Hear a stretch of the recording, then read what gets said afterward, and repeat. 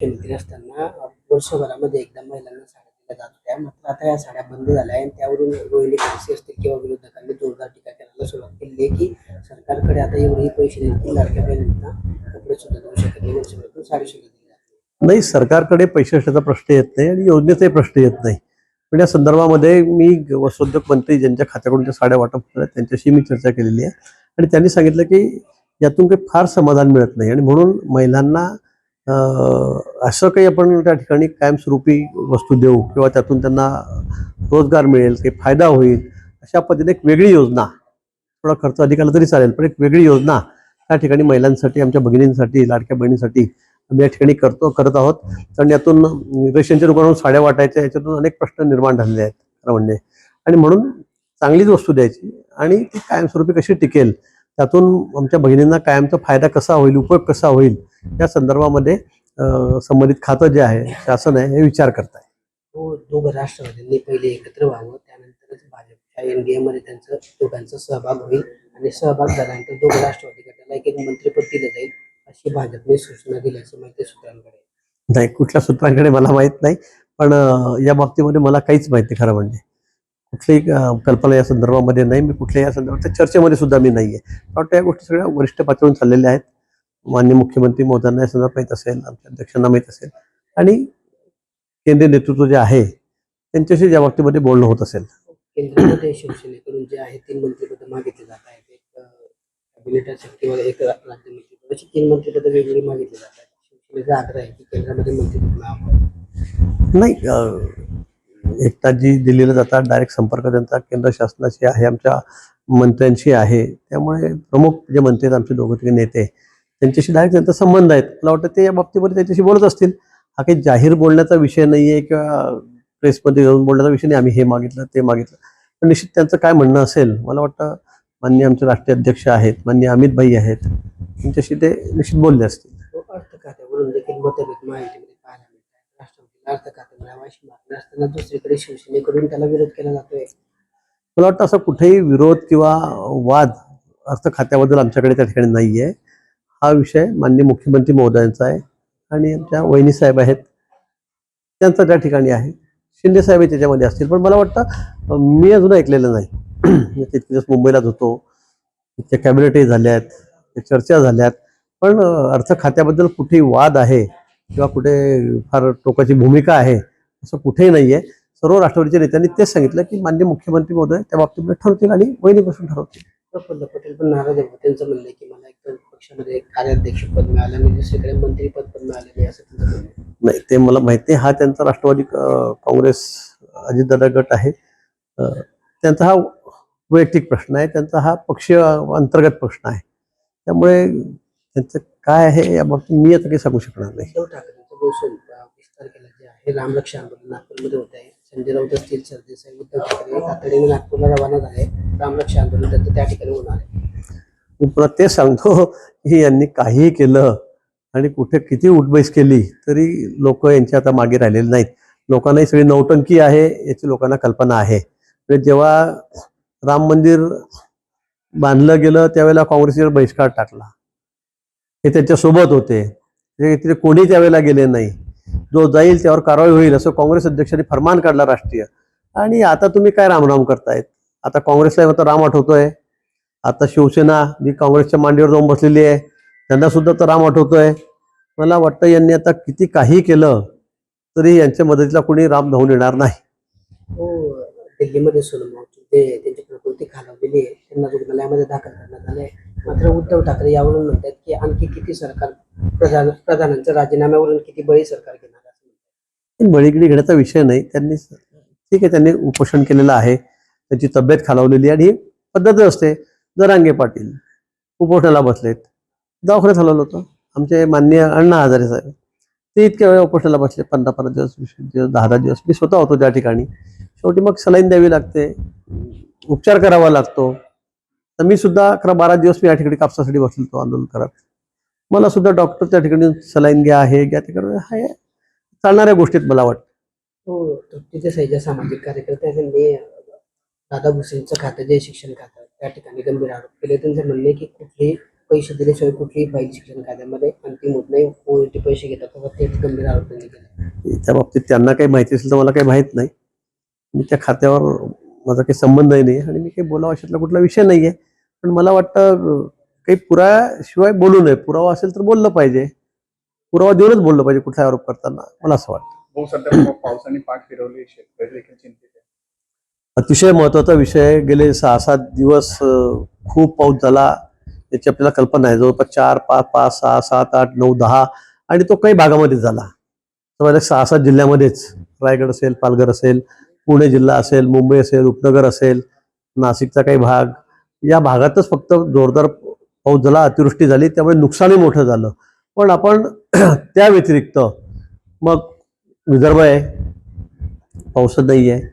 आपण त्याला लागून आहे उत्तर महाराष्ट्र, आपल्याकडे धुळ्याला, नंदुरबार, जळगाव, पाऊसच नाही आहे. बाजूला मराठवाडा आहे, तो अगदी सुक्का आहे. आपल्या नदी नाल्यामध्ये एक थेंबर अजून पाणी आलेलं नाही. काही ठिकाणी अतिवृष्टी झाली, गावाचे गाव पाण्याखाली गेलेत. पण या ठिकाणी उर्वरित जवळजवळ 70-80 ठिकाणी, 75 ठिकाणी, 75% ठिकाणी हा पाऊसच नाही आहे. आणि त्यामुळे आता शेतकरी खरंच अडचणीत आलेला आहे. दुबार पेरणीची वेळ त्याच्यावर आली, अजूनही पाऊस नाही आला. मला वाटतं शेतकरी मोठ्या अडचणीमध्ये या ठिकाणी येणार आहे. शासनाचं लक्ष आहे. प्रत्येक कॅबिनेटमध्ये आम्ही त्या ठिकाणी अहवाल घेतोय, आढावा घेतोय, त्यावर चर्चा करतोय. अधिकाऱ्यांना काय असेल त्या सूचना दिलेल्या आहेत.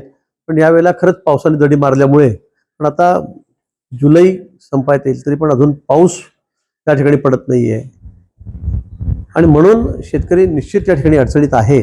पण शासनाला याची पूर्ण कल्पना आहे. आम्ही शेतकऱ्याच्या पाठीशी उभे आहोत. आता परवा निर्णय झाला कर्जमाफीच्या बाबतीमध्ये, मोठा निर्णय पुन्हा त्याच्यामध्ये सुधारणा करून माननीय मुख्यमंत्र्यांनी या ठिकाणी जाहीर केलेला आहे. इलेक्ट्रिक बिलाच्या बाबतीमध्ये शेतकऱ्यांना किती मोठं म्हणजे मोठा निर्णय येतो, किंवा 7.5 हॉर्सपॉवरच्या पंपाचे इलेक्ट्रिक माफ केलेले आहेत. म्हणून मला वाटतं की शेतकऱ्यांच्या पाठीशी सरकार खंबीरपणे उभं आहे. विम्याच्या माध्यमातून, पुन्हा मदतीच्या माध्यमातून जे असेल नसेल ती, अशा परिस्थितीमध्ये की पाऊसच पडला नाही, दुबार पेरण्या आल्या, सरकार निश्चित शेतकऱ्यांच्या पाठीशी खंबीरपणे उभं आहे. हे सरकार अतिशय संवेदनशील आहे. माननीय देवेंद्रजी आहेत, आपल्याला कल्पना आहे, एकनाथजी पण आहेत, आमच्या पवार वहिनी आहेत, सर्वजण त्या बाबतीमध्ये अतिशय पॉझिटिव्ह आहे, सकारात्मक आहे. शेतकरी अडचणीत असताना आम्ही त्याच्या पाठीशी खंबीरपणे उभे राहू. काही ठिकाणी जे दुबार पेरण्या झालेल्या आहेत तरी पण पाऊस नसल्यामुळे काही शेतकऱ्यांना पुन्हा शिकून मागणी केली जाते की सरकारने आता कृत्रिम पावसासंदर्भात विचार केला पाहिजे. नाही, पण ते ठीक आहे, कृत्रिम पाऊस पडला पाहिजे अशी मागणी आहे. पण ते किती, म्हणजे त्यातून उपयोग किती आहे, फायदा किती आहे, आपण ते मागच्या वेळेला प्रयोग करून बघितलेले आहेत. त्यातून काही फारसा असा उपयोग त्याचा झालेला नाही, हे आपल्या समोर आलेलं आहे. आणि त्यामुळे मागणी असू शकते. अजूनही वातावरण आहे, आपण बघतात आज ढगास वाटतं किती पाऊस पडेल, पण काही काही ठिकाणी पडतो, बाकी ठिकाणी पाऊसच नाही. काल मी आता ट्रेनने आलो, राजधानीने मी 6-6:30 वाजता मी नाशिकमध्ये होतो, पण नाशिकमध्ये पाऊस नाही. पण तिकडे वरती मुंबईच्या बाहेर हा पाऊस, कसाऱ्यामध्ये पाऊस, मुंबईच्या तिकडे उपनगरामध्ये थोडा पाऊस, पण पुढे आल्यावर पाऊसच नाही. म्हणजे पावसाने अगदी छोटे छोटे काही एखाद तालुक्यात पडेल, अर्ध्या तालुक्यात पडेल, 10 गावांमध्ये पडेल, पुढे पाऊसच नाही, कोरडच आहे. तसा प्रकार सगळीकडे चाललेला आहे. आणि आता आपण इथे बघतोय, आपल्याकडे जळगाव जिल्ह्यामध्ये कुठे पाऊस आहे? पाऊसच नाही. नदी नाल्यांना एक थेंब सुद्धा पूर कुठे आलेला आहे का? कुठे झालेला नाही. म्हणजे आता ऑगस्ट येतो आहे, 2 महिने पूर्ण होतील, 2.5 महिने, 1.5 महिना, पण पाऊस या ठिकाणी नाहीये. त्यामुळे अडचण आहे. सुदैवाने जी मोठी शहर आहेत त्या ठिकाणी पाणी साठे जे होते, मुंबईला पाणी लागतं, ती धरणं थोडी 10-12-15% भरली गेलेली आहेत. पुण्याला खूप कमी होतं, पावसाची कमतरता होती. पिण्याच्या पाण्याचं आता काय होईल अशी परिस्थिती, पुण्याचे धरणं काही भरले गेलेले आहेत, त्याच्यामध्ये काही अंशी पाणी आलेलं आहे. जिथे मोठी शहर आहेत, नाशिक, त्या ठिकाणी सुद्धा धरणामध्ये पाणी आलेलं आहे, गंगापूरमध्ये. त्यामुळे सध्या पाण्याची चिंता मिटलेली आहे. पण भविष्यामध्ये चांगला पाऊस पडलाच पाहिजे, ही धरणं भरली पाहिजे. आणि शेतकऱ्यांच्या दृष्टीने सुद्धा पाऊस पडणं हे खूप त्या ठिकाणी उपयोगी आहे आणि आवश्यक आहे. म्हणून आता पावसाची वाट पाहणं हेच आपल्या हातामध्ये आहे. अयोध्येत राम मंदिरामध्ये चोरी झाली, त्यावरून लक्ष हटवण्यासाठी जनतेचं सरकारने जे आहे दिल्लीतलं आंदोलन थांबवलं, असा आरोप संजय राऊतांनी केला. दिल्लीमध्ये अयोध्यामध्ये जे प्रकरण झालं, राम मंदिरामध्ये चोरीचं प्रकरण किंवा त्या ठिकाणची जी घटना झाली, त्या घटनेवरून जनतेचं लक्ष विचलित करण्यासाठी दिल्लीतलं आंदोलन सरकारने थांबवलं, असा आरोप संजय राऊतांनी केला. दिल्लीतलं आंदोलन थांबवलं म्हणजे मला दिल्लीतलं आंदोलन कुठलं? सरकारने थांबवलं. दिल्लीमध्ये जंतर मंतरवरचं आंदोलन जे सोनम वांगचूक यांचं जे आंदोलन आहे, म्हणजे ते मंदिर चोरीवरून लक्ष हटवण्यासाठी केलं. काय संबंध आहे? काही संबंध आहे का काही कुठल्या गोष्टीचा? आपण काही मनात येऊन तसं बोलतो, वाटेल तसं बळछोट बोलतो.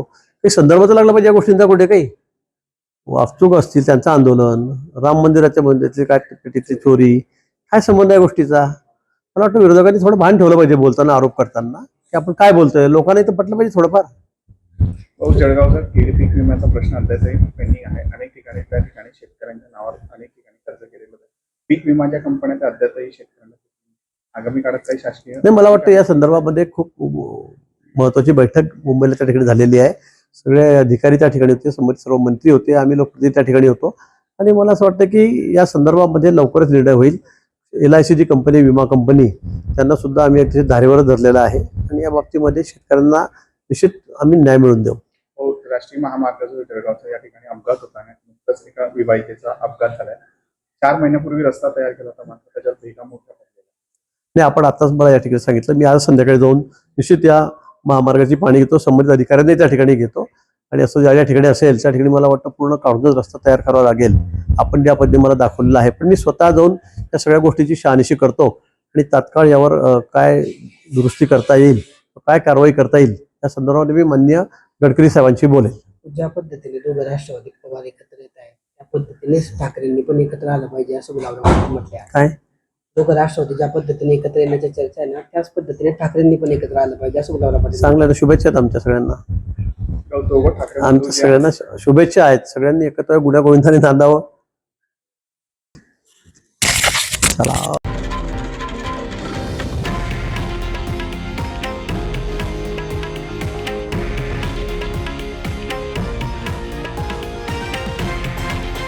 हे आहे देशातील नंबर 1 न्यूज नेटवर्क आणि आपण पाहत आहात TV9 मराठी, एकमेव.